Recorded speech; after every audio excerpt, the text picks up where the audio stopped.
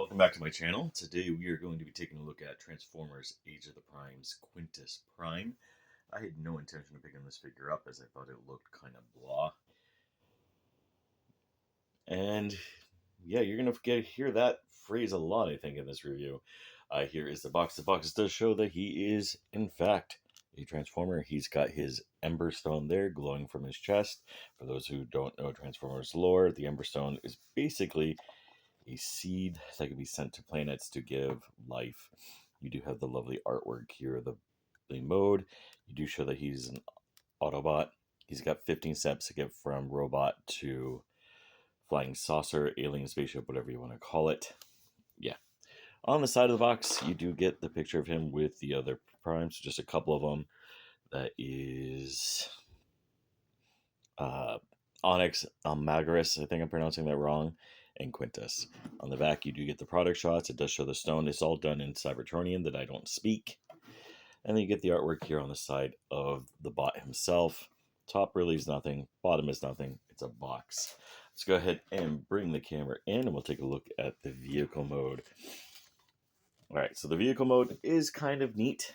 It's not the best. Let's raise the camera up and kind of do like a top-down shot here. So you do get this very neat looking alien spacecraft type thing. It reminds me of the boat that Qui-Gon, Jar Jar, and Obi-Wan take in The Phantom Menace to go through the planet's core. But overall, it's just kind of there. You do get like alien headlights, you do get some sort of decoration, you do get the cockpit, and that's where the stone stores in this mode. You do get this part here, looks like it's like an energy wave coming through, so it's constantly looking like it's in motion. You can unfortunately see the feet, but they are done this cool yellow transparent plastic. The underneath, yeah, visible head, visible chest, visible everything on him. The only other feature really in this mode is his tentacles here have two different spots you can place them. You can kind of have him float along like he's swimming, or if you manipulate it right, you can bring them up and they kind of tap in here, and now they're facing forward, and it's just kind of a meh mode. The whole figure is rather meh. It is a cool alien look, don't get me wrong, but as far as the toy itself goes, it's just kind of there. The cockpit does open. I don't have fingernails, so it is a little hard. The Ember Stone, I keep wanting to call it the Arkenstone, does plug in, and we'll talk about that. Actually, we'll talk about that now, as I drop it and it goes flying away forever. All right, so here we have the Ember Stone, and it is just this transparent piece of yellow plastic. You do get the symbol for Quintus Prime on here. You can't really see it, but it's there. It's just this yellow piece of plastic that is there. That's really it on this vehicle. Now, of course, you can pose these, make it look like it's moving, do a little bit more. The feet are kind of there. Now, this whole part here is done in very soft plastic with some hard clear plastic, so I am worried about fracturing and breaking. The pieces don't exactly stay in well either, but it is a very easy transformation, probably one of the easiest.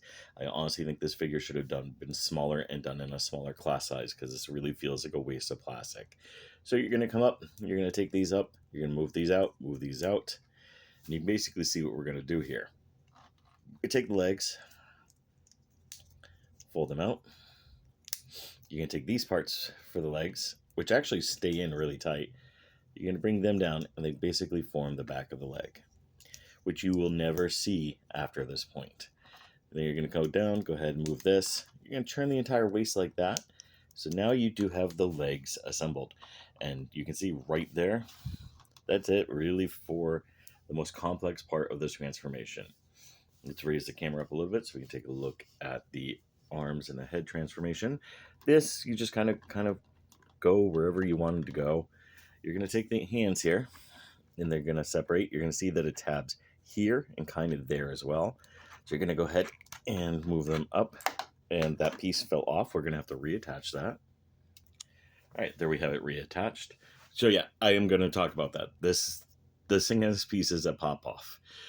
These pop off rather easily. Thankfully, they're just a simple peg combination, the basic thing that we're used to on modern toys.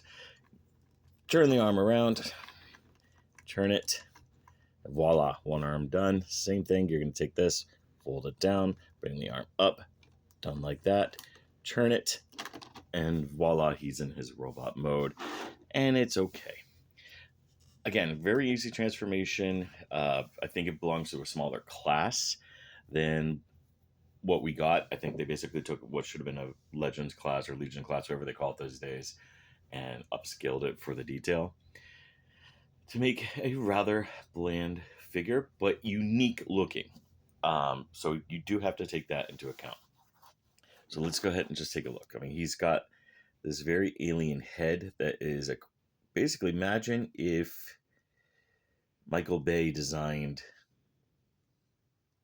him. Yeah, so you got this Quintus type look. You've got angular face, and then he's got the eyes, but he also has a second set of eyes up there.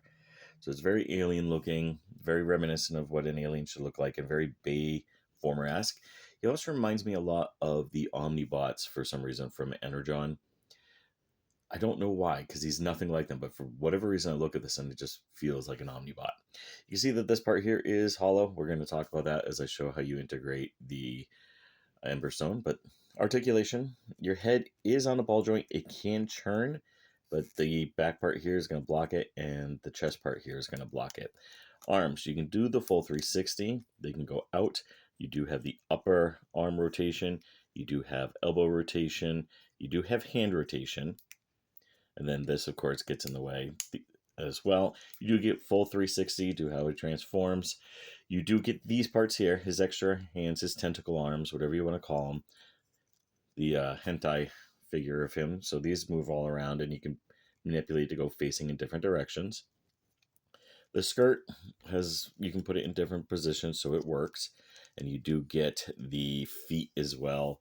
Now the feet do have the standard knee bend. You do get the standard ankle bend. And they do have the knee rotation.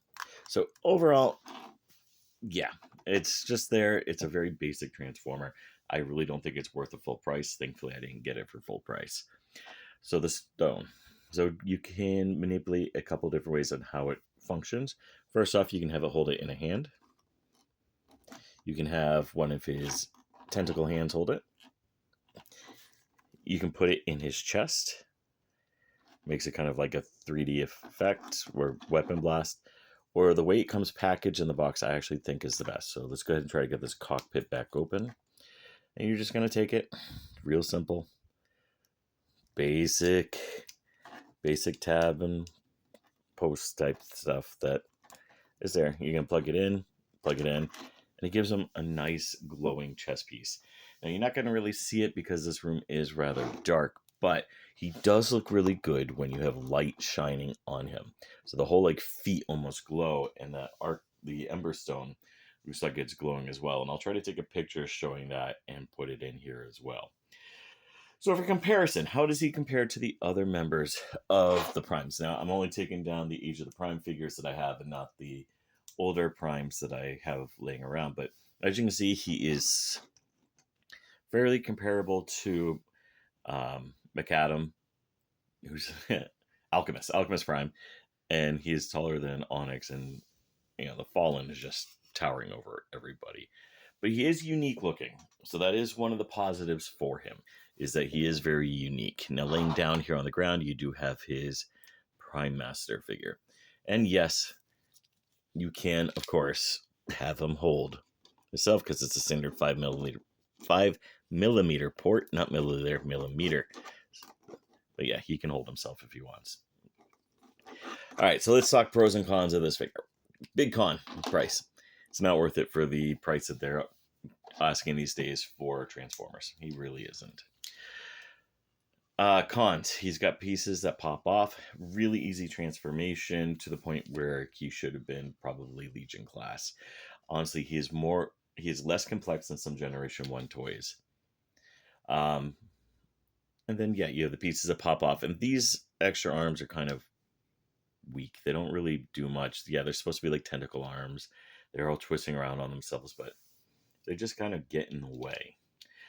Pros, you do get a very cool head sculpt. He does look very alien. It's a definitely Bay-esque design. Maybe a little bit of Transformers Prime from the Align continuity. So you do have that going for him at least.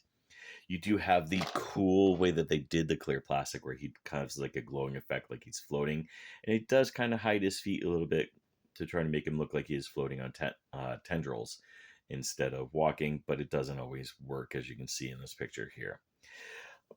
Vehicle mode is unique. It is a cool looking alien design, but unfortunately, all it really is folding the arms up on themselves and rotating at the waist. Nothing really more involved. So no, this figure is not going to be worth the money that you'll spend on the market that you would get it. I got it at Target. Other places, I mean, if you can find it on clearance, it would be worth it, but full price, no. That's it for this review. Thank you very much for watching. Please comment down below. Tell me what you liked, what you didn't like, and what you want to see next. Thank you.